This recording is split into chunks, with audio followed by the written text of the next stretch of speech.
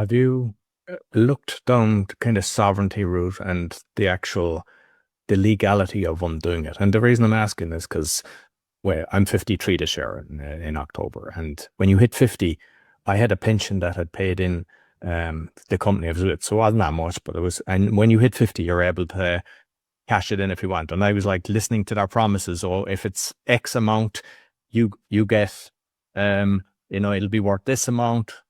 6%, 8%, never was. Like, when the markets go up massive, we get a tiny little increase in it. Yep.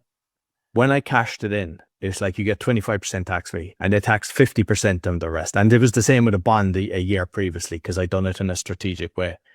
And they took the 50% from the rest. But with my kind of knowledge, I got every single penny back because they're not really allowed to do that. And it's like what we talked about at the start with the currency. They get away with a load of things because people just make assumptions and they just don't even realize what's happening.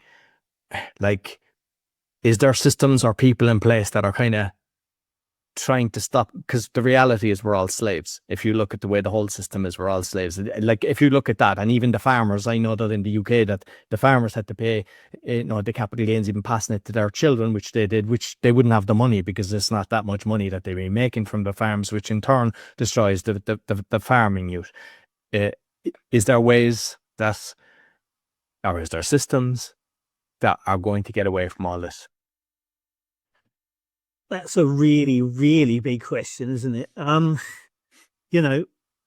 think I'm always a positive thinker, and I think there are places in the world where this change can happen.